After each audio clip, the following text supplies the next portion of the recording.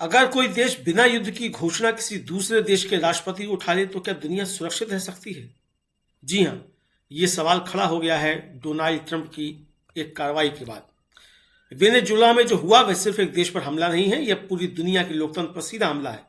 अमेरिकी राष्ट्रपति Donald Trump ने अमेरिकी संविधान के अनुच्छेद 2 का हवाला देकर वेनेजुएला के राष्ट्रपति निकोलस मादुरो को उनकी पत्नी के साथ गिरफ्तार करवा लिया। यह कार्रवाई अमेरिकी संसद की अनुमति के बिना की गई। ट्रंप प्रशासन का दावा है कि मादुरो पर ड्रग्स तस्करी, हथियार रखने और अमेरिका के खिलाफ साजिश रचने के आरोप हैं। लेकिन सवाल यह है कि क्या यही पैटर्न पहले सद्दाम हुसैन, लीबिया में कर्नल गद्दाफी और अफगानिस्तान में नहीं अपनाया गया था? इस अमेरिकी सैन्य अभियान के बाद वेनेजुएला का हवाई क्षेत्र बंद कर दिया गया। कैरेबियन में सैकड़ों उड़ानें रद्द हुई और अंतर्राष्ट्रीय एयरलाइंस ने अपने रास्ते बदल लिए। ओएस, फ्रांस और यूरोपीय देशों की प्रतिक्रियाएं सामने आ रही हैं, लेकिन दुनिया बटी हुई नजर आ रही है। इस वीडियो में हम चर्चा करते हैं कि क्या ट्रंप को वाकई असीमित अधिकार है, क्या अंतर्राष्ट्रीय कानून का उल्लंघन है, भारत इस मसले पर चुप क्यों है और क्या दुनिया एक खतरनाक दौर में प्रवेश कर चुकी है। वीडियो अंत तक देखें क्योंकि यह खबर भविष्य की विश्व व्यवस्था से जुड़ी हुई है। नमस्कार, हस्तक्षेप में आपका स्वागत है। मैं हूं अमलेंदु उपाध्याय। वेनेजुएला में जो हुआ वह गिराने वाला है, बेचैन करने वाला है, क्योंकि यह उस वैश्विक व्यवस्था को तोड़ता है जो दूसरे विश्व युद्ध के बाद बनाई गई थी। अमेरिकी राष्ट्रपति डोनाल्ड ट्रंप ने अमेरिकी संविधान के अनुच्छेद 2 का इस्तेमाल करते हुए वेनेजुएला पर सीधा सैन्य हमला करवाया और राष्ट्रपति निकोलस मादुरो को उनकी पत्नी सिलिया फ्लोरेस के साथ हिरासत में ले लिया। अमेरिकी अटॉर्नी जनरल का दावा है कि मादुरो पर ड्रग्स तस्करी और अमेरिका पर हमले की साजिश के आरोप हैं। लेकिन सच्चाई यह है कि इन आरोपों को अमेरिकी संसद में अब तक राष्ट्रीय सुरक्षा के खतरे के रूप में साबित नहीं किया गया। यह वही कहानी है जो कभी सद्दाम हुसैन के साथ कही गई थी। बाद में पूरी दुनिया ने देखा कि वह युद्ध तेल और संसाधनों की लूट का था। सद्दाम हुसैन पर भी आरोप थे कि वो रासायनिक हथियार जमा कर रहे हैं और बाद में इस पर कई देशों ने माफी भी मांगी। हवाई क्षेत्र बंद है, दुनिया ठहरी हुई है। अमेरिकी हमले के बाद वेनेजुएला का हवाई क्षेत्र बंद कर दिया गया। एफए के आदेश के बाद अमेरिकन एयरलाइंस, डेल्टा, यूनाइटेड, जेटडब्ल्यू समेत सैकड़ों उड़ानें रद्द कर दी गई। कैरेबियन और दक्षिणी अमेरिका में हवाई यातायात ठप हो गया। तो यह सिर्फ एक सैन्य कार्रवाई नहीं थी, ये एक वैश्विक अलार्म था। अंतर्राष्ट्रीय प्रतिक्रियाएं इस पर आ रही हैं, लेकिन दुनिया बटी हुई नजर आ रही है। फ्रांस ने विपक्षी नेता मारिया कोरिना मचाटो का समर्थन किया है। ओएस ने आपात बैठक बुलाने की बात कही है, लेकिन यूरोपीय संघ खामोश है। चीन और रूस ट्रंप की इस दादागिरी से खुश नहीं है, लेकिन उन्हें रोक पाने में उनकी असमर्थता खुद उनकी विश्वसनीयता पर सवाल खड़े करती है। डोनाल्ड ट्रंप ने दावा किया है कि अमेरिका वेनेजुएला में अंतरिम रूप से शासन की जिम्मेदारी संभालेगा। उन्होंने कहा कि उचित राजनीतिक बदलाव तक अमेरिकी सेना वहां मौजूद रहेगी। ट्रंप ने अपने सोशल मीडिया सोशल पर एक तस्वीर साझा की जिसमें मादुरो और उनकी पत्नी को यूएस इवो जीमा जहाज पर दिखाया गया। ट्रंप ने इसे ऑपरेशन सदर्न स्पीयर की सफलता बताया। ट्रंप ने चेतावनी दी कि अगर विरोध जारी रहा तो पेंटागन दूसरी और बड़ी कार्रवाई भी करेगा। अमेरिकी राष्ट्रपति ने वेनेजुएला के तेल क्षेत्र को पुनर्जीवित करने के लिए अमेरिकी तेल कंपनियों को भेजने की योजना की भी बात कही। ट्रंप की कार्रवाई को लेकर वेनेजुएला के कुछ विपक्षी नेता अमेरिका का समर्थन कर रहे हैं, हालांकि अधिकांश लोग इसे अंतर्राष्ट्रीय कानून का उल्लंघन बता रहे हैं।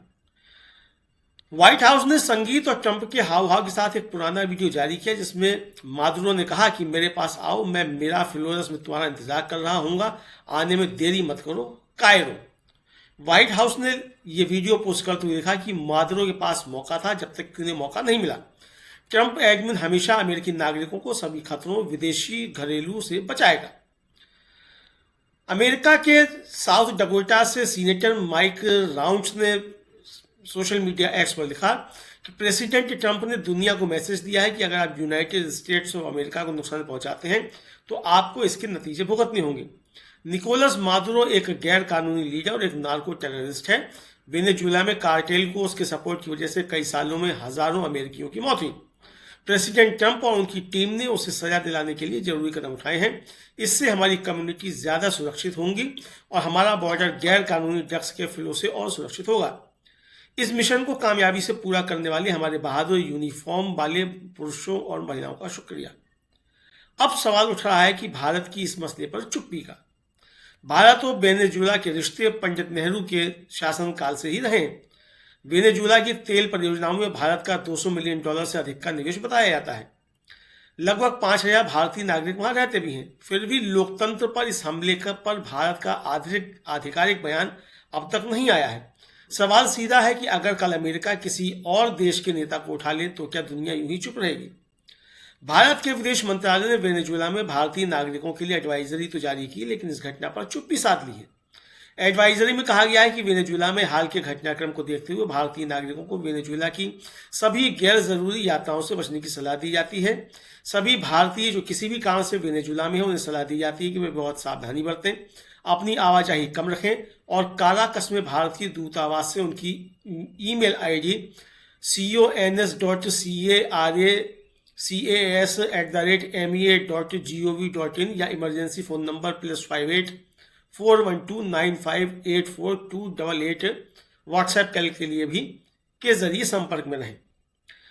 भारत की चुप्पी पर सवाल उठाते हुए प्रोफेसर जगदीश्वर चतुर्वेदी ने फेसबुक पर लिखा, यह सोचो यदि वेनेजुएला जैसी हरकत अमेरिका भारत के साथ करे तब भी क्या भाजपा, आरएसएस, कांग्रेस चुप रहेगी? वेनेजुएला की संप्रभुता पर हमले के खिलाफ सभी भारतीय दलों और नागरिकों को खुलकर विरोध करना चाहिए। मोदी गैंग के लोग जिस बेशर्मी के साथ CIA प्रायोजित हमले का समर्थन कर रहे हैं, इससे यह तथ्य साफ है कि मोदी की प्रचार मंडली में अमेरिकी गुलामी कूट कूट कर भरी हुई है। अब सवाल यह है कि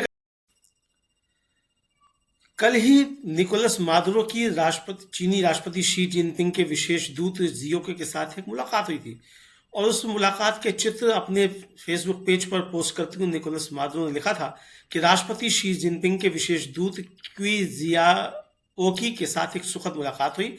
हम उन रणनीतिक संबंधों के लिए अपनी प्रतिबद्धता की पुष्टि करते हैं जो विकास और शांति की मल्टीपोलर दुनिया के निर्माण के लिए विभिन्न क्षेत्रों में आगे और मजबूत होते हैं। चीन और वेनेजुएला संयुक्त। इससे पहले उन्होंने एक वीडियो पोस्ट करते हुए लिखा था कि हमारे लिए जो सुबह की तलाश करते हैं, जो नई सुबह बनाते हैं, जीत कोई वादा नहीं है, यह तकदीर की रचना है। चलो कोलंबिया द ग्रेट के मूल झंडे को गले लगाते हैं जो 200 साल पहले लिबर्टस साइमन बोलीवर द्वारा विजयी सेना को सौंप दिया गया था, इसे विजेता घोषित करते हुए। ट्रंप इस कार्रवाई के बाद भी राजनीतिक और कानूनी रूप से बच निकलते हैं तो समझ लीजिए दुनिया किसी नियम से नहीं, ताकत की मर्जी से चलेगी और तब कोई भी देश सुरक्षित नहीं होगा। अभी तक तो हम बात कर रहे थे कि भारत में लोकतंत्र खतरे में है, लेकिन हमें लगता है कि दुनिया में विश्व व्यवस्था ही खतरे में है। आपको ये वीडियो कैसा लगा कमेंट करके ज़रूर बताइएगा। वीडियो को लाइक और शेयर करें। चैनल अगर सब्सक्राइब नहीं किया तो सब्सक्राइब कीजिए। हम आपको राष्ट्रीय अंतर्राष्ट्रीय परिस्थितियों पर इसी तरीके की खबरें देते रहते हैं। आइए अब चलते चलते देखते हैं निकोलस मादुरो का वह वीडियो जो व्हाइट हाउस ने जारी किया है, जिसमें वो ट्रंप को चुनौती दे रहे हैं। Venga por mí. Last night, on the order of the President of the United States, Aquí no esperan Miraflores. and in support of a request from the Department of Justice, No se tarde en llegar. the United States military conducted an apprehension mission in Caracas, Venezuela, to bring to justice two indicted persons, Nicolas and Cecilia Maduro. ¡Cobarde! Nicolas Maduro had his chance until he didn't. He effed around and he found out. This was one of the most stunning, effective, and powerful displays of American military might and competence in American history. Like, I don't understand yet how they haven't figured this out. And now, if you don't know, now you know. Because this is the way it's going to play out. And I think people need to understand that this is not a president that just talks and does letters and press conferences. And, you know, if he says he's serious about something, he means it. But don't play games. Don't play games with this president's in office because it's not going to turn out well.